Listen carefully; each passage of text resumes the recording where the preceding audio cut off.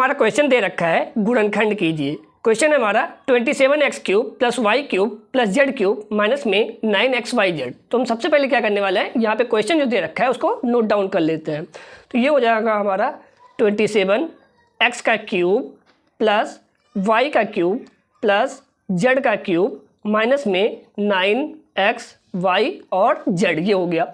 अब हम इसे देखें तो 27 जो है हमारा वो 3 का क्यूब है और यहाँ पे x का भी क्यूब दे रखा है। तो इसको हम अगर लिखना चाहें तो टोटली 3x का होल क्यूब लिख सकते हैं, प्लस y का क्यूब प्लस z का क्यूब, और यहाँ पे जो 9 है हमारा, अगर इसको हम ब्रेक करना चाहें तो इसको हम 3 और जो अगला टर्म होगा वो हो जाएगा हमारा 3x फिर y और z।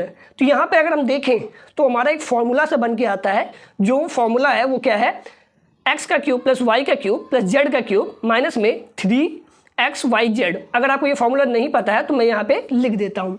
जो हमारा फॉर्मूला होता है वो होता है, अगर x का क्यूब प्लस y का क्यूब प्लस z का क्यूब माइनस 3xyz, अगर ये दे रखा हो तो इसको हम क्या लिख सकते हैं, पहले ब्रैकेट में x plus Y plus z और दूसरे ब्रैकेट में हम इसको लिख सकते हैं x² plus y² plus z² minus xy minus yz minus का zx।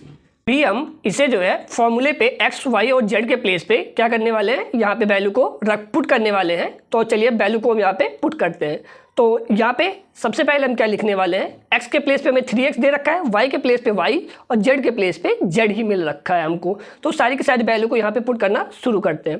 तो x की जगह पे रखेंगे तो ये हमारा हो जाएगा 3x प्लस y हो जाएगा और प्लस का z हो जाएगा। फिर दूसरे ब्रैकेट में अगर लिखना चाहेंगे तो क्या हो जाएगा, x हमारा 3x है तो उसको हमको क्या करना है, स्क्वायर करना है, ठीक है। तो ये हो जाएगा 3x का स्क्वायर, ठीक है। और फिर y है तो y हमारा y ही टर्म है तो उसको y² लिख देंगे, प्लस में z का स्क्वायर हो जाएगा और माइनस का x क्या है हमारा 3x है और y तो y ही है तो ये एक हमारा क्या हो जाएगा 3xy, ठीक है।